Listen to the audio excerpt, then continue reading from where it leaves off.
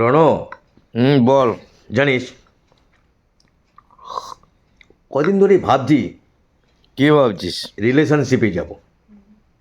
What?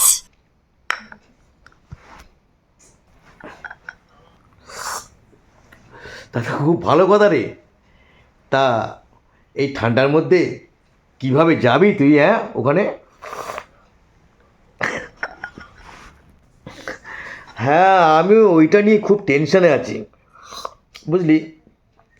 ঠিকই বলেছিস, কিভাবে যাব ভাবছি ভাবছি